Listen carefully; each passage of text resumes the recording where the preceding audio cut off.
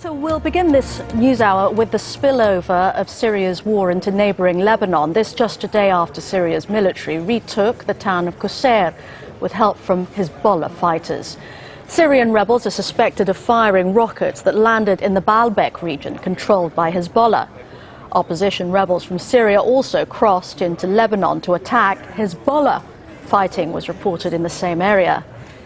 And in the Lebanese city of Tripoli, the Lebanese army is deployed to keep opposing communities apart and pushing closer to Israel. In the Golan Heights, Syrian troops and rebels are fighting. These are the latest pictures from there. There are reports that rebels have captured the only border crossing linking Syria to Israel.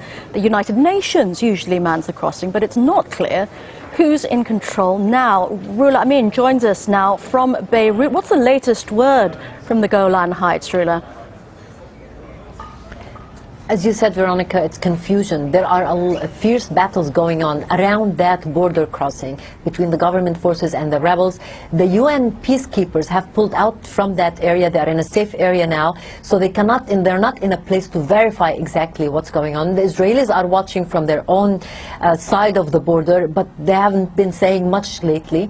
And what we know is that this is a very sensitive development, both for the Syrians and for the Israelis, because the Israelis have been concerned that maybe the fallout of the Syrian crisis is that they will have some jihadi radical groups along the border who might contemplate attacking Israel. And the Syrian government is very adamant to keep its positions along the border, so they're bringing in more troops, fighting the rebels in many areas around that border crossing, trying to regain control.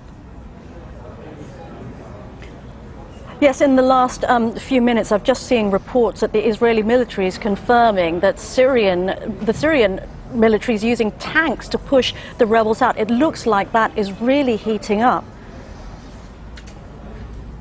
It is heating up, and we even heard from the Syrian observatory saying that the Syrian tanks even crossed into areas they are not supposed to cross usually.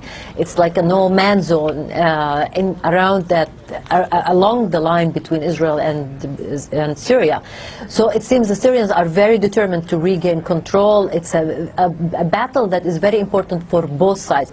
We have to remember all this is going on as the political push is still going on to convene a Geneva Convention to find a political settlement, but the violence on the ground is escalating.